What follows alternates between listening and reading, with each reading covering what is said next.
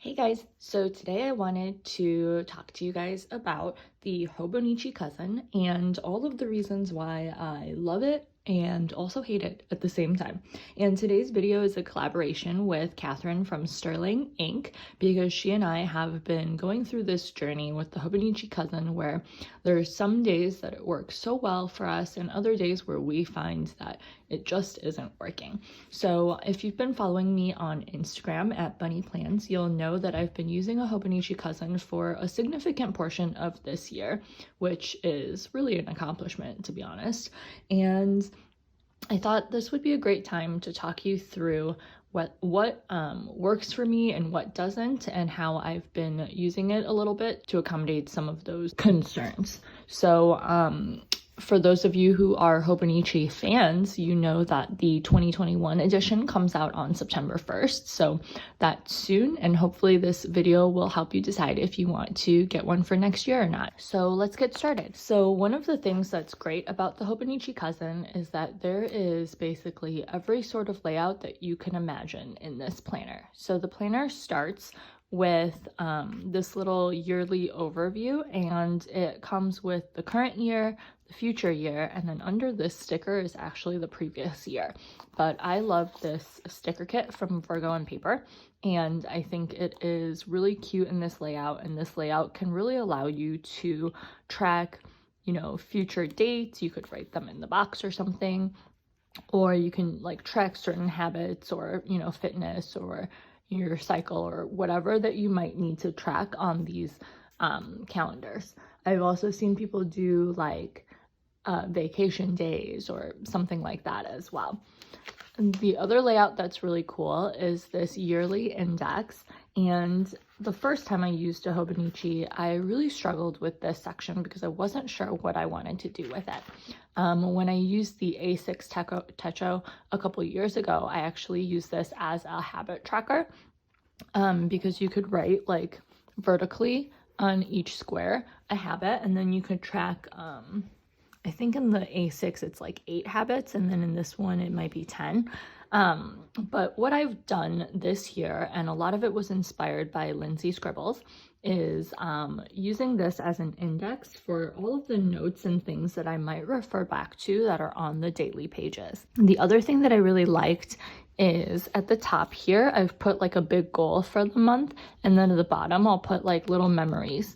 So I think that's really cute, and that's been working really well for me. To be honest, I really missed this for some reason when I was using my B6 in June and July. So that's something, I guess. So then once you go past the index, you have monthly spreads, which are super helpful, I think, if you're a monthly planner. I'm not, so mine seem relatively empty. And then I've seen people do some really cool things like have a memory a day or gratitude or anything like that to fill up this page as well. But I've just kind of used it as a monthly calendar. And this one I put like a tracker on the side, so that was cool as well.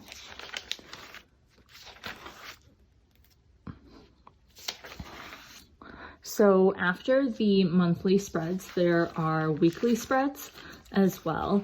And the first time around last year when I tried the Hobonichi Cousin, I really struggled with finding a way to use this in my life, to be honest.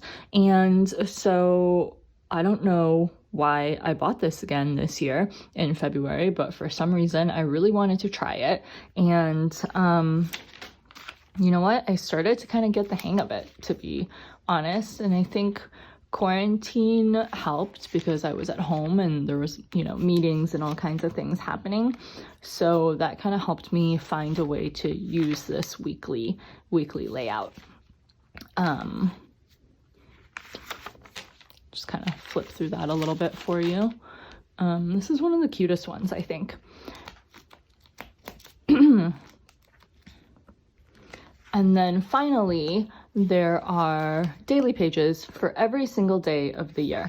So if you are a daily planner, this would be a really great option for you because you have the weekly, the daily, the monthly, and you have literally everything you could possibly need in terms of a layout for your everyday planning. Obviously, this is a ton of room, so that kind of is a con for me as well. As you can see, if I flip over to May, for example, some of the pages are full, right? And I'm skipping every other like line in the grid. But not all of the pages are very full at all. And depending on the day, there might be nothing on them. So that's for sure something that made me want to stop using the Hobonichi Cousin. And you can see here in May, I had a lot of blank pages. And then I ended up switching in June to my B6 Stalogy because that's something I know that I can kind of adapt the layouts to what I need and only do a daily page if I need it. Like, this is depressing, literally have one thing on this page. So yeah, that is definitely a con for me. The other thing that I feel like is, I don't know, not necessary in my opinion, are these colors. So every month is a different color, and sometimes they're cute colors and other times they're not. Like this green I dislike a lot. And then like this one, April's red, and March is like a, I don't know, kind of magenta-y but not really red, and you know, stuff like that. I don't know. Like this is a darker green for June. It's kind of like a teal for July. This one I think is pretty, but for whatever reason, I find it hard to like pair colors with it sometimes. Sometimes I can just ignore the colors, other times I can't, so it just kind of makes me crazy sometimes. So I'm not a huge fan of that. And then the other thing that's challenging for me as well, like I mentioned, the weekly is hard. Like if you look at this spread, like some of it is so empty, and I hate when they end up kind of empty. I like when they're like filled up and cute like this.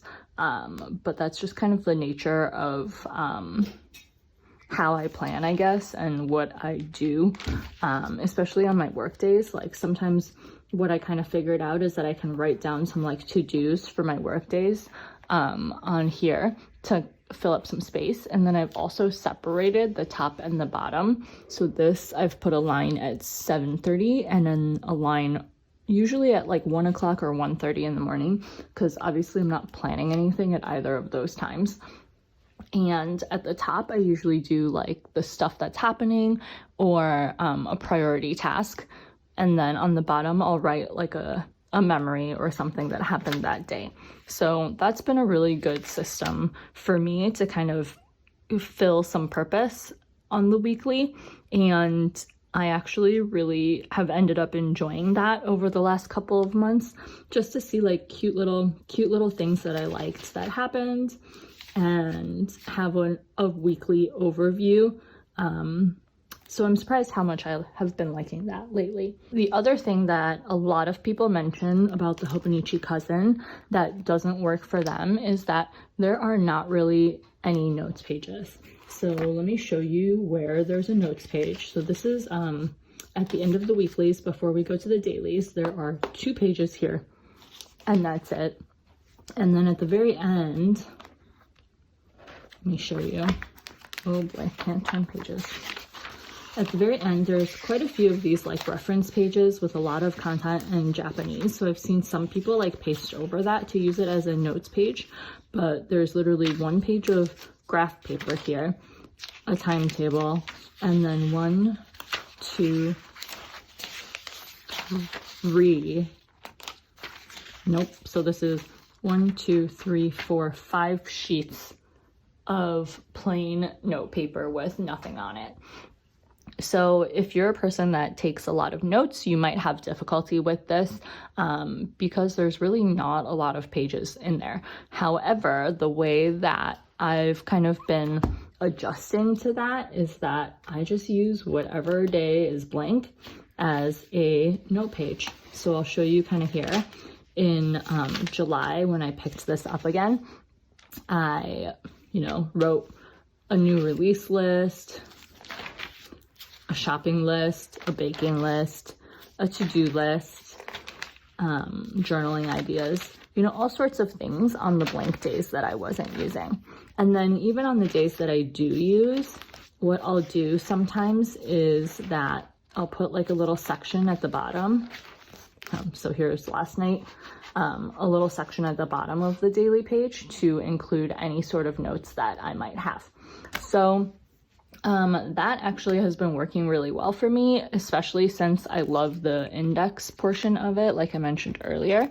So then I can just put in here like what notes I've put, and then if I need to look for it, I can find it later. This has been working really well. I'm trying not to be sad about blank pages, and for the most part I'm not.